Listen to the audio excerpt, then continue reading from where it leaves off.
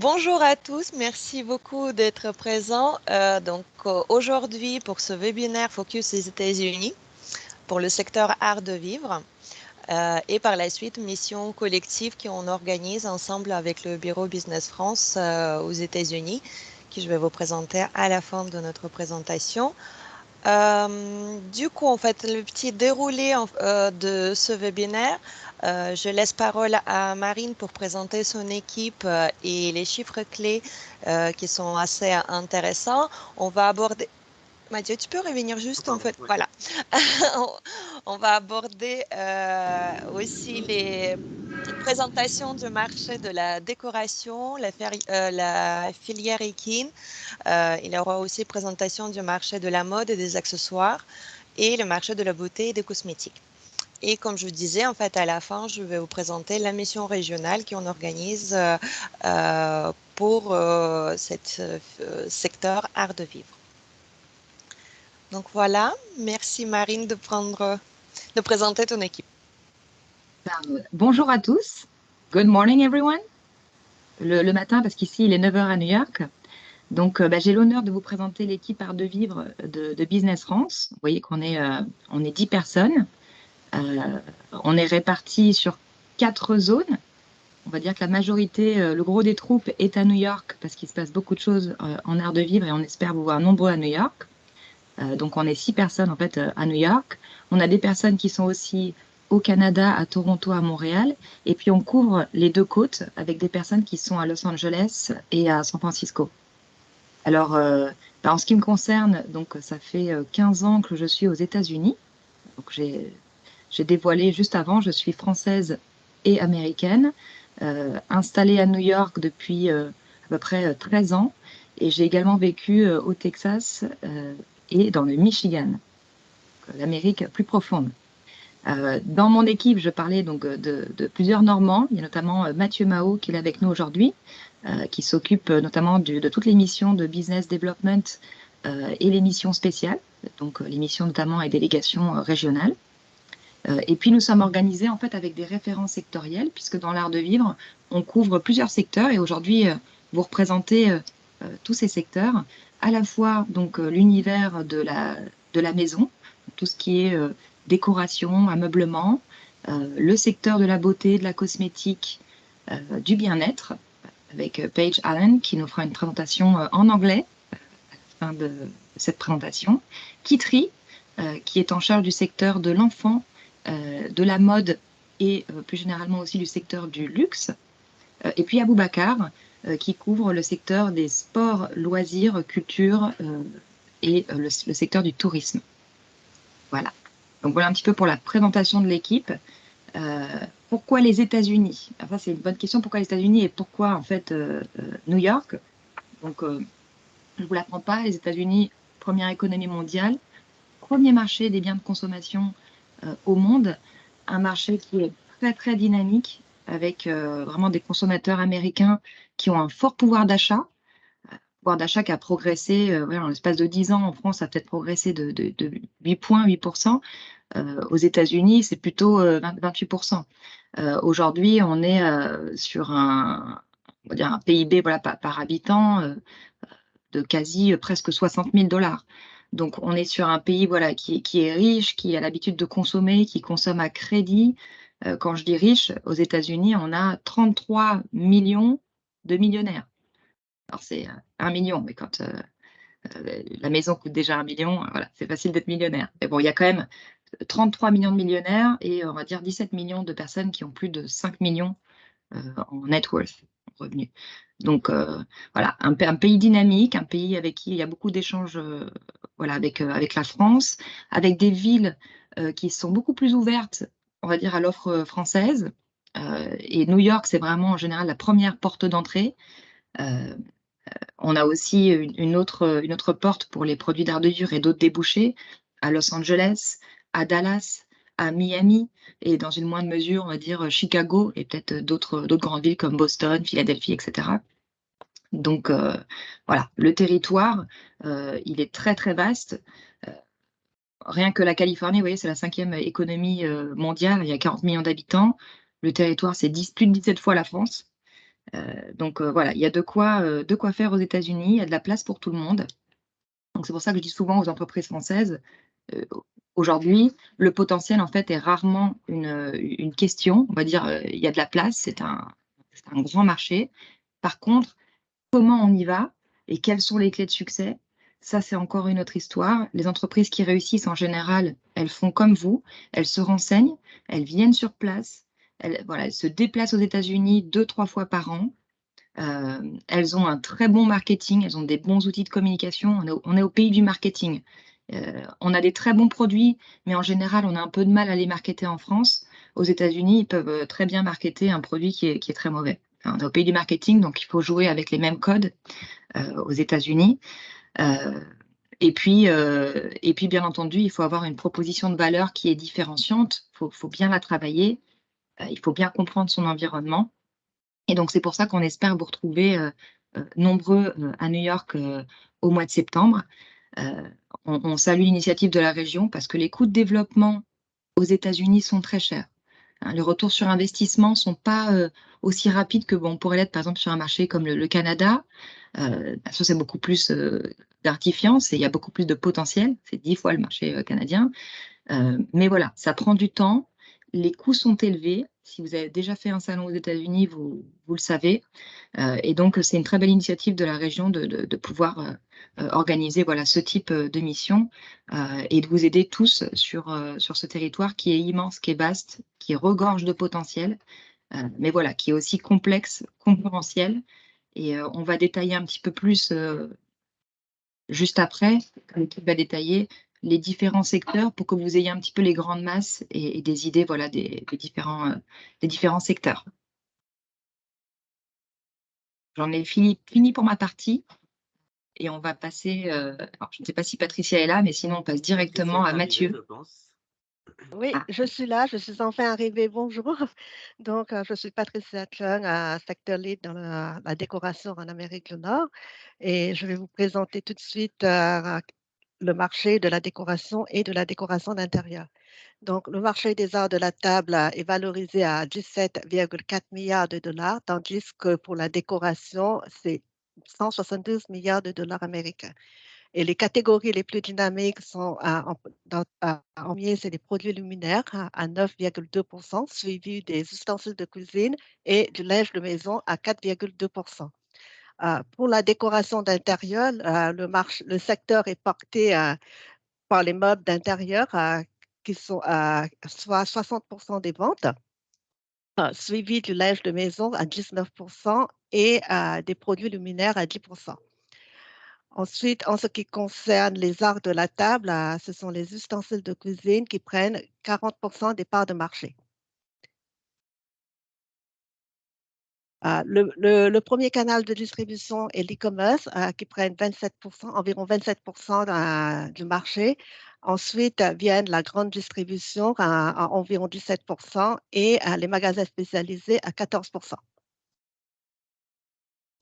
Les canaux de distribution, donc vous voyez ici, on a cité quelques noms des grandes entreprises, comme les grands magasins, il y a Saks Fifth Avenue, Bloomingdale, Bergdorf, les magasins spécialisés dans les arts de la table comme Williams-Sonoma sur la table, des détaillants comme Gumps, ABC Carpet Lifestyle Store, et sinon les sites de e-commerce comme Wayfair, Perigold ou Faire. Et il y a aussi des showrooms. Un des showrooms les plus importants, c'est le 41 Madison qui se trouve à New York. Les tendances du marché, donc il y a la montée en puissance des ventes en ligne, il y a aussi la présence sur les réseaux sociaux, que ce soit sur Twitter, Instagram, Facebook, et ensuite suivi les produits qui sont fabriqués avec des matières recyclées, donc tout ce qui est éco, bio ou naturel, et des émissions de télé-réalité, que ce soit dans le culinaire ou dans la décoration. Les opportunités du marché, donc, comme je disais auparavant, plus tôt, donc, ce sont une tendance écologique et bio et des marques qui ont un beau storytelling avec un rapport qualité-prix et ensuite un savoir-faire français. le marché de la décoration d'intérieur. Donc, le marché américain de l'architecture d'intérieur représente environ 26,5 milliards de dollars. Et il faut savoir que ce marché, cette industrie, c'est assez fragmenté parce qu'en termes de leaders, ils prennent que 2,6% des parts de marché, les 5 tops. Et tous les cabinets, ce sont pratiquement des cabinets qui sont de petite taille ou de taille moyenne. Et tu peux remonter, Mathieu? Ouais. Donc, on compte environ 148 000 entreprises de cabinets d'architectes d'intérieur et on prévoit une hausse de 3,6% entre 2018 et 2023. Voilà, donc qui font appel aux services de designer d'intérieur. Donc, c'est principalement les particuliers qui prennent environ 63% des parts de marché, suivi des entreprises à 18% et des hôtels et restaurants à environ 6%. Et enfin, il faut savoir que les cabinets d'architectes d'intérieur se sont bien concentrés. Dans un premier temps, c'est en Californie, ensuite en Floride et à New York. Et eux, toutes seules, les trois seuls, ils représentent environ 75% du total des établissements de l'industrie. Voilà, donc là, j'ai mis quelques exemples de cabinets de décorateurs d'intérieur. À Business France, on est en contact avec eux, on est en relation avec ces cabinets. Il y a Gensler qui est un des plus gros. On a aussi Yabou Puchelberg, Avroco, Timothy Corrigan, par exemple. Et il y a pas mal de marques françaises aussi qui sont bien présentes aux États-Unis, surtout sur la côte Est. Il y a Guègre, Jean-Philippe Nouvelle, par exemple, Alain Lelouze, Rinck. Donc, il y en a beaucoup de marques. Là, j'en ai cité que quelques-uns. Et aussi des showrooms de décoration. Il y en a deux gros à New York, 200 Lexington et le D&D Building. Et il y a aussi à l'ouest le Pacific Design Building. Voilà. Très bien, Merci. merci beaucoup Patricia. Donc maintenant, je vais vous parler de la filière équine aux États-Unis. Donc ce qu'il faut savoir, c'est qu'aux États-Unis, il y a environ 7,2 millions de chevaux. Et sur ces 7,2 millions, 43% sont utilisés pour le récréatif.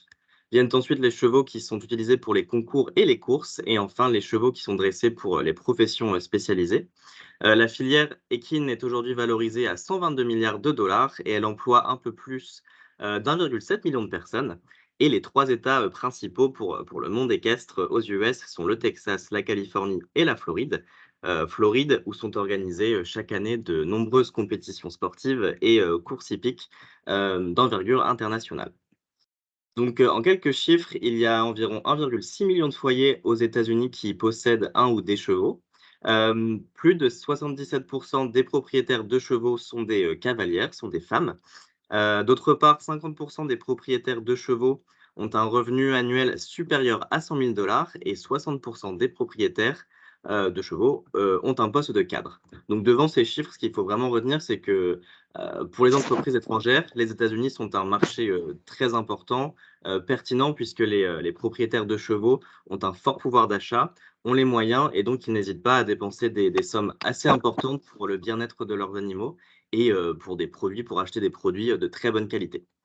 On a également remarqué que plusieurs tendances se dessinaient ces dernières années. Donc premièrement, à la suite de la pandémie, l'apprentissage de l'équitation a été en forte augmentation. Même son de cloche du côté des associations équestres qui ont enregistré un nombre grandissant d'adhérents à la suite de la pandémie. Et enfin, pour se démarquer, on a vu que de plus en plus d'entreprises privées signaient des partenariats avec des centres équestres pour mettre en avant, pour promouvoir leurs produits durant les compétitions et durant les courses hippiques. Et maintenant, on va passer au secteur de la mode et des accessoires. Avec Kitri. Désolée, j'étais en mute. Donc bonjour à tous. Donc pour le marché de la mode et des accessoires, c'est marché qui représente 448 milliards de dollars en 2022, qui a dépassé son niveau pré-pandémie, donc qui s'est bien maintenu et qui a fait une bonne reprise. C'est un marché mature avec une concurrence forte, que ce soit d'un point de vue local ou international.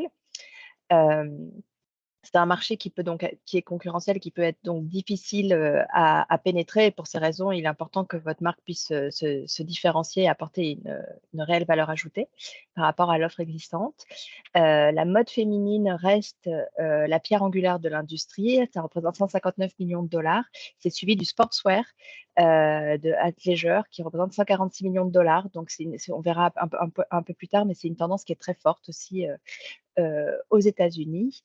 Les ventes en ligne tiennent une place majeure dans la distribution, puisqu'ils représentent 38% des ventes en 2022. Et les principaux acteurs sont des grands groupes plutôt masse, que sont Nike, Gap et Walmart. Voilà, c'est eux qui représentent la majorité, qui prennent la majorité du marché.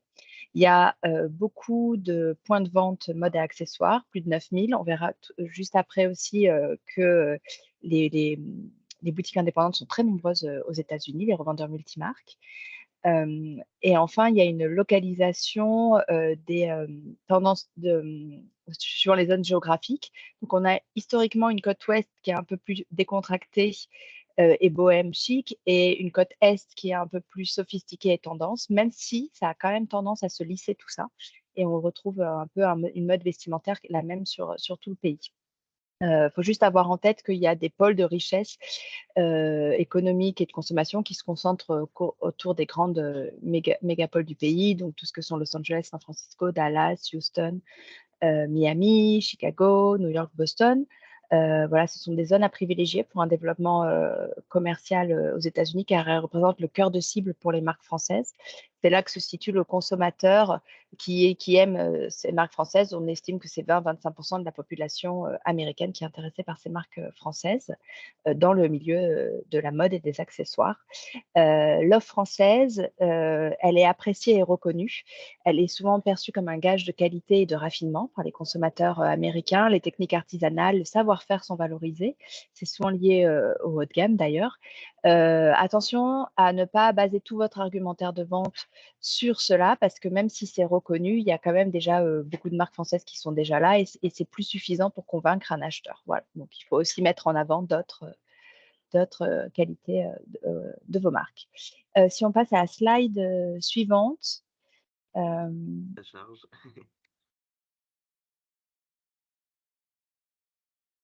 Voilà, juste pour vous donner un peu une idée de la répartition des ventes sur l'ensemble du marché et les circuits de distribution. Les circuits de distribution, il faut noter qu'aux États-Unis, c'est un pays qui est très wholesale. Donc, il y a énormément de revendeurs multimarques qui représentent le 39% des ventes. Donc, c'est un canal quand même qu'il faut privilégier lors de votre développement en Amérique du Nord. Le e-commerce, donc on l'a vu, est très fort aussi. Les grands magasins, parce que c'est souvent, on nous demande souvent quand les marques veulent se développer, elles veulent se développer via des grands magasins. À noter que les grands magasins représentent seulement 8% des ventes. C'est un beau canal de distribution, et en termes de communication, c'est incomparable. Par contre, c'est un canal qui est dur à pénétrer et qui peut s'avérer coûteux. Donc, voilà, à ne pas vouloir se développer uniquement via ce canal. Sur les 2 slides suivantes, c'est plus pour vous, voilà, pour garder. Ce sont des exemples d'enseignes de distribution et de marques derrière la slide suivante. Ce sont un peu des marques locales. Vous donner un peu une idée, c'est quelque chose que vous pourrez voilà, garder. Et enfin, sur les tendances, je pense qu'on retrouve des tendances qui sont très proches de celles qu'il y a en France. Mais une des grosses tendances du pays, c'est tout ce qui est donc sportswear et athleisure, qui était déjà fort avant la pandémie et que la pandémie a accentué. Il y a une casualisation de plus en plus importante sur le lieu de travail, avec des codes vestimentaires plus décontractés, aussi bien dans un contexte professionnel que dans les loisirs et les activités sociales. Voilà, il y a aussi une prise de conscience d'un mode de vie privilégiant la santé, le bien-être, les activités physiques. Mais à noter qu'avec le retour au bureau, la reprise des activités sociales, la reprise des sorties, des mariages, des événements importants, il y a une reprise des ventes de vêtements plus formels, que ce soit voilà, des cravates, des tenues habillées, des chaussures aussi voilà, plus formelles. Et pour garder ce côté confort dans les chaussures, par exemple, il y a aussi une montée des ballerines voilà, qui justifie ce côté un peu plus chic, mais toujours avec du confort. Autre tendance qui est très forte aux États-Unis, c'est tout ce qui est body positif et inclusion. Donc, à avoir en tête que 67% des femmes américaines taillent entre du 46 et du 48. Donc, il y a un marché plus size qui est très important. Donc, il ne faut pas hésiter, si vous avez des vêtements, à avoir un sizing large. Voilà, parce que de plus en plus, c'est ce qu'on observe, et à inclure tous les types de corps dans vos campagnes de communication.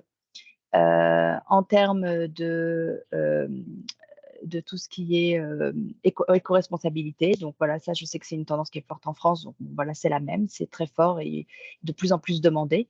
Même on s'attend à ce que les marques aient des atouts voilà, autour de l'éco-responsabilité, que ce soit en termes de fabrication, de matériaux utilisés, etc. Et enfin, revente et occasion, qui est aussi une tendance forte, notamment pour les pièces de luxe, ce qui a boosté les ventes de luxe, parce que les consommateurs se sont réfugiés un peu dans des achats sûrs, dans le sens où ils savent que ces pièces-là ont un prix de revente important et qu'ils pourront les revendre derrière. Donc ça, surtout voilà, pour le luxe. Voilà pour les grandes tendances un peu fortes. Après, il y a tout ce qui est extérieur et personnalisation. Mais voilà, c'est tout pour moi.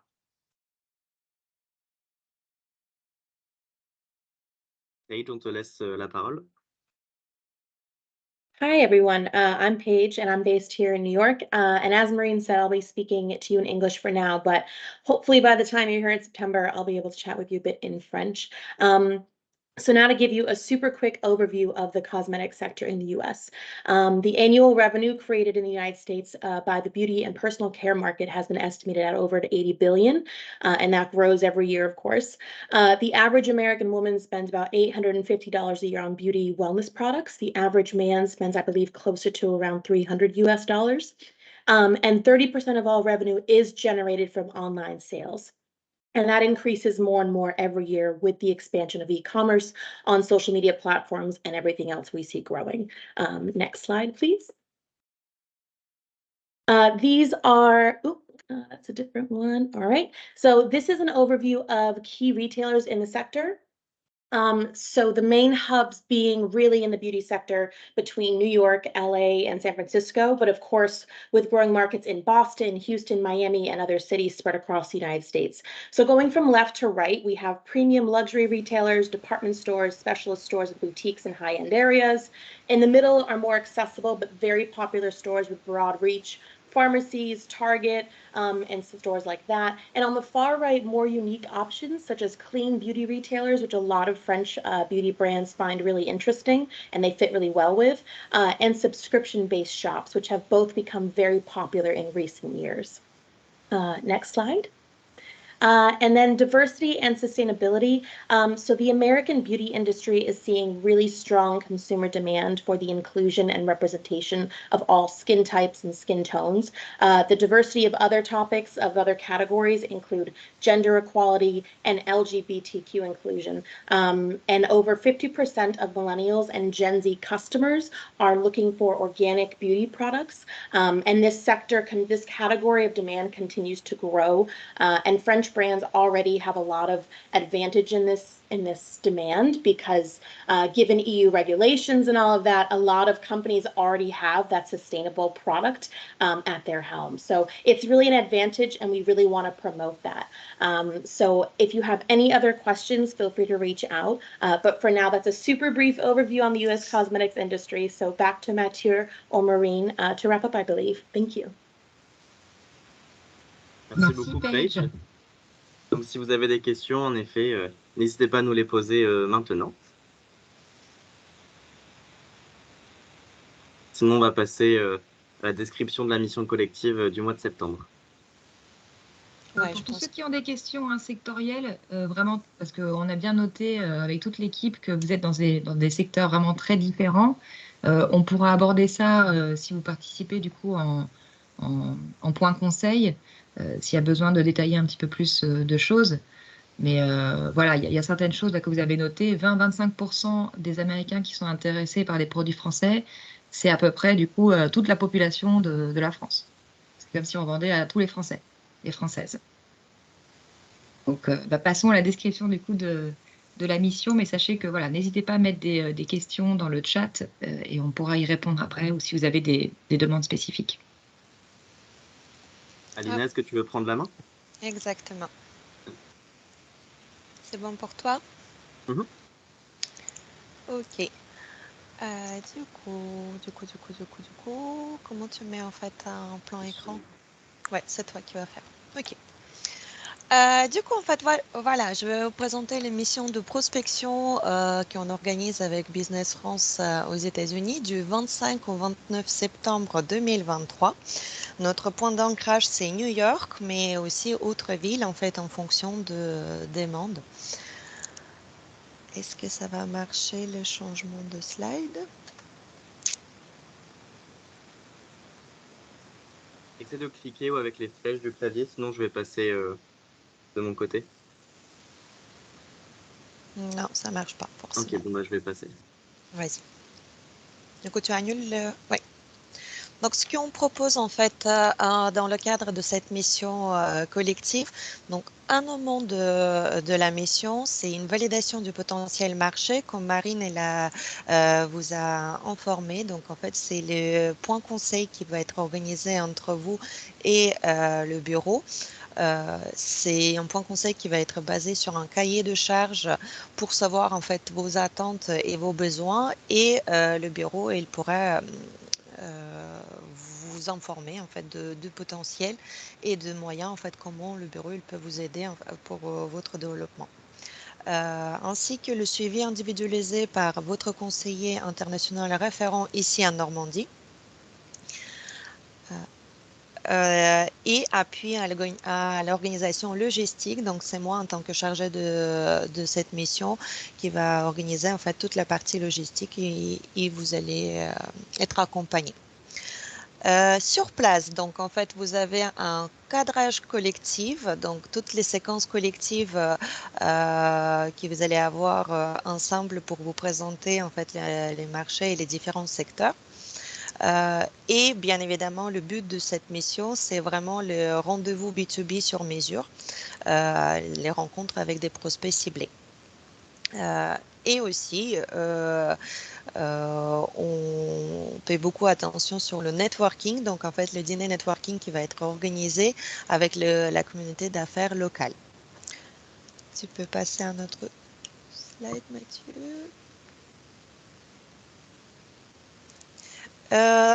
Dans cette mission, vous avez aussi une série de 3 masterclass. Donc la date, elle est déjà fixée au 14 juin. Donc il y a un masterclass sur communication et les principes de base d'une communication. Pour adapter au public nord-américain. Il y a un masterclass sur les différences culturelles et le troisième masterclass sur les éléments de premier entretien d'affaires. Donc le bureau il va vous donner les conseils pour bien préparer et les astuces en fait comment gérer vos rendez-vous pendant et le dossier communication en ligne spécifique Amérique du Nord. Donc, au niveau de planning, donc, vous pouvez voir que cette prestation pourrait être réalisée selon le planning prévisionnel comme suit. Donc, le point de départ, c'est ce webinaire aujourd'hui avec la présentation du marché. La date à retenir, c'est le 14 avril pour la date limite d'inscription pour cette mission. Et ensuite, une fois vous avez validé votre inscription, on démarre la mission avec plusieurs étapes. Donc, étapes de cadrage et plan d'action. Il y a une étape intermédiaire, les 3 masterclass que je vous ai présentés avant. Et l'étape très importante et cruciale auquel on paye beaucoup attention, qui va se durer de mai à septembre, c'est ciblage. C'est très important parce que en fonction de vos besoins et vos cibles, ensuite le bureau il peut faire la prospection et organiser les rendez-vous B2B. Et l'étape 3, c'est le déplacement physique collectif sur place du 25 au 29 septembre. Voici, je ne vais pas aller dans le détail, mais voici le programme prévisionnel à New York. Vous allez voir qu'on part tous ensemble en délégation normande pour assurer vraiment en fait cohésion d'équipe et networking en fait entre les participants de cette mission-là. La mission collective, elle va démarrer lundi 25 à New York. Vous allez voir en fait la partie séminaire général le soir, le dîner de networking. Et ensuite, on démarre les rendez-vous B2B à partir de mardi 26. Vous allez avoir aussi d'autres ateliers et les visites qui sont prévues. Le retour en France, il est libre dans le sens, en fait, c'est vraiment en fonction de votre planning de rendez-vous. Et ce qui est important à noter, que parfois, en fonction de demande, vous pouvez être amené de changer les villes. Voilà. Et bien évidemment, pour quel budget? Donc, le budget de cette mission se lève à 7 400 € par entreprise. Qu'est-ce que compris en fait? Donc, toute la partie que je vous ai expliquée, les masterclass, les conseils pour le préparer le déplacement, l'organisation logistique et les demandes d'aide avec l'appui de votre conseiller international. Donc, ça, c'est en fait la phase avant la mission. Et la partie sur place, donc à New York, lundi 25, toute la partie collective avec les séminaires collectifs et le dîner networking. Et puis, programme personnalisé de rendez-vous B2B qui va durer environ 2 jours et demi sur place. Voilà. Oui, les frais logistiques, ils ne sont pas compris en fait dans ce tarif. Ils sont à la charge de l'entreprise en fait, en plus de ce tarif. Bien évidemment, il existe les possibilités de financer votre participation. Donc, il y a 2 possibilités, à la fois régionale et nationale. Donc, avec la région, vous avez possibilité d'opter pour dispositif Impulsion Export, qui peut vous aider à un hauteur maximum de 50% de dépenses éligibles hors taxes. À savoir, c'est la partie de prestation plus tous les frais logistiques. Sur le déplacement lui-même, plus les frais logistiques sur place, s'il y a besoin. Et en plus de dispositif Impulsion Export, vous avez possibilité d'opter pour assurance prospection auprès de BPI France, qui peut vous aider jusqu'à 65% de votre budget peut être couvert en fait par assurance prospection.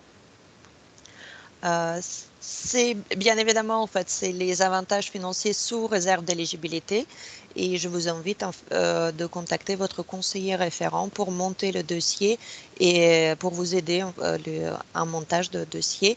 Mais le dossier et le dépôt, le constitution et dépôt de dossier en fait c'est vraiment l'entreprise qui fait. Voilà. Je laisse à Marine de vous présenter quelques salons professionnels plus en détail qui peuvent être intéressants pendant votre déplacement. Oui, tout à fait. Merci, Alina. Le mois de septembre, en fait, est un mois incroyable à New York. Non seulement parce que c'est encore l'été indien, parce qu'on a plein de choses qui se passent, à commencer par l'Assemblée de l'ONU, pour le mois de septembre. Donc, c'est un mois où il y a beaucoup d'activités, il y a beaucoup de salons dans l'art de vivre. Et donc, dans tous les secteurs dans lesquels vous évoluez, y compris, je crois, pour Camille, pour Equiways, pour la filière équine. Il y a notamment, normalement, autour de cette période-là, les Longines, voilà, à New York. Donc, il y a quand même un certain nombre d'événements sur lesquels vous pourrez vous greffer si jamais vous décidez de venir quelques jours avant la mission et si vous voulez assister, en fait, à ces salons. Donc, on vous les a mis là parce que, du coup, sur la mode, par exemple, il y a Designers and Agents et Magic, donc qui se déroule un petit peu avant. On a aussi Coterie. Donc Designers and Agents, c'est plutôt mode, c'est un salon plutôt high-end.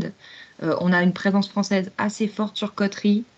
Voilà, je parlais des Longines. Pour les produits cosmétiques, mais pas que, on a le salon des produits naturels, du coup Natural Products Expo East, qui est pas très très loin. Il me semble que c'est à Philadelphie, donc c'est à 2 heures de New York. Beauty Accelerate en général, alors ça, on n'a pas encore les dates exactes, puisque des fois c'est un format digital, c'est plutôt un programme un peu d'accélération, de conférences dans le secteur de la beauté. Et puis je crois qu'on n'a pas de société, mais bon, on a la Toy Fair, donc dans le salon du jouet, avec une petite délégation française qui sera là aussi au mois de septembre. Donc vous voyez, c'est assez riche, c'est assez dense. Ça veut dire aussi une autre chose, ça veut dire que pour les hôtels, et on va vous aider, hein, Alina a mentionné la logistique, on a des partenariats avec des hôtels, on va regarder. Voilà, ça veut dire qu'il ne faut pas trop tarder pour réserver si jamais vous souhaitez participer, parce que c'est vrai qu'on a tendance à peut-être avoir une montée, un petit peu une hausse des prix aussi à cette période en raison de la richesse des événements qu'on a au mois de septembre. Donc Voilà voilà, pour... on reste à votre disposition si vous avez des questions ou interrogations. Et bien évidemment, après, vous pouvez me contacter pour organiser ce point conseil, justement, avec l'équipe et pour voir.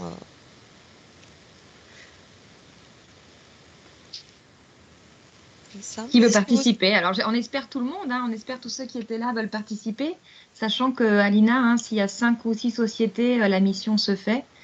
Donc, Exact. voilà, Exact. on espère vous avoir nombreux, pouvoir vous accompagner au mieux. Vous avez vu, on a une équipe qui est... Donc, on a 32 personnes qui sont à New York. On est 6 de l'art de vivre qui seront présents, donc on saura vous accompagner, vous trouver des bons rendez-vous, que ce soit des rendez-vous avec des clients, des prospects, mais aussi des rendez-vous un petit peu, ce qu'on appelle des rendez-vous feedback ou experts, parce que c'est toujours important d'avoir un retour en fait sur votre offre, au cas où ça soit votre première expérience, on va dire, du marché américain. Merci beaucoup en tout cas. Très Merci intéressant. Arnaud, merci Camille, merci pour tous ceux qui sont restés jusqu'à 9h40 heure de New York. Et puis, on espère avoir de vos nouvelles très bientôt. Enfin, je ne sais pas, peut-être il y a des questions, on est prêt. Non, mais on discutera en point conseil si nécessaire, avec des questions plus précises. Parfait. Eh ben, on vous attend de l'autre côté de Ok. l'Atlantique. Merci beaucoup. Merci. Au revoir. Merci bientôt. beaucoup. Au Merci revoir. beaucoup, bonne journée. Merci, au revoir.